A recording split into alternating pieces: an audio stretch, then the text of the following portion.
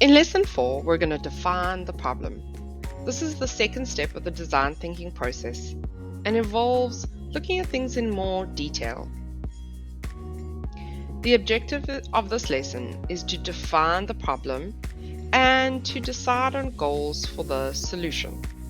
So, thinking carefully about what their app or their problem will be solved when X, Y, and Z. They need the design thinking process for this task as well. In the beginning of this lesson, you're going to discuss goals. What are goals? Why are they helpful?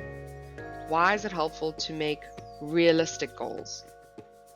Then you need to talk about the first step in solving a problem is understanding the problem in more detail, so you can understand exactly how your solution is going to come in and solve all the little problems that this big problem is made out of. They need to set goals for their app design. So deciding how the problem is going to be solved for the people who are affected by the problem. This might mean they do a little bit of research into the problem itself. So you can send them back into their groups. And for this activity, they're going to answer 3 questions. And they can work together with the people in their group.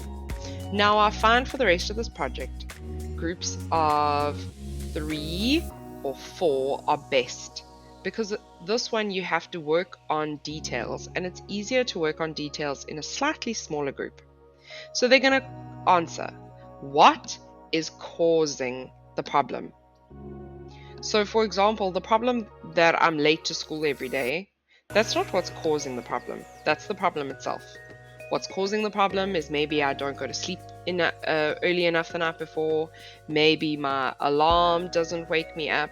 So they need to think about what is actually causing the problem that they've decided on. What aspects are important to consider? So when you're thinking about your users using the app, what do you have to consider?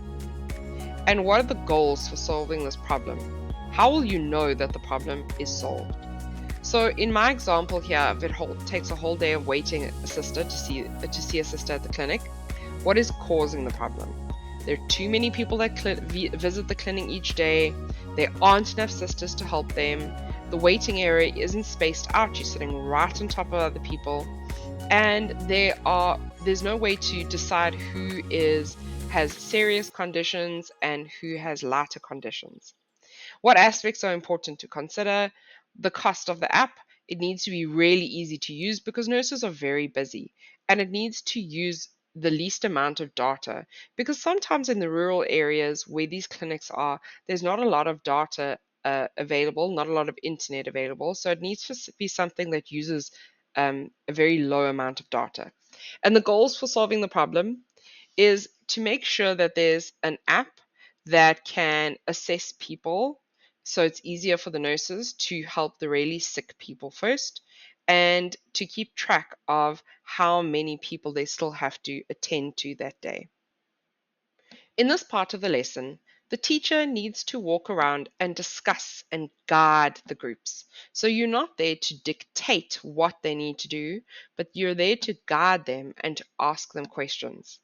I found that a really good way to do this is to pretend that you're ignorant and ask the group to explain it to you in detail, asking them questions about all the things that they have considered.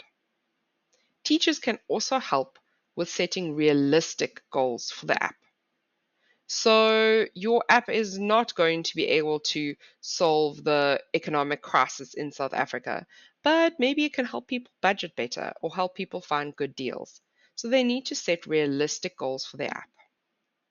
So, in the lifelink, we're talking about how many inventions have failed because they don't consider the needs of their users and they don't have proper goals in mind. So, in the flash drive, there's a whole lot of pictures of failed inventions, but again, you can find things that are locally available and you can talk about why the inventions might have failed. For example, this one with the baby mop, baby go. Yeah, it's good because your kid's walking around and mopping the floor, but if it was my kid, they would sit there and pick the dirt off and eat the dirt, which would not be so hygienic. Now it's your turn. Find this page of the design thinking problem and answer all the questions about the problem that you picked in the previous lesson.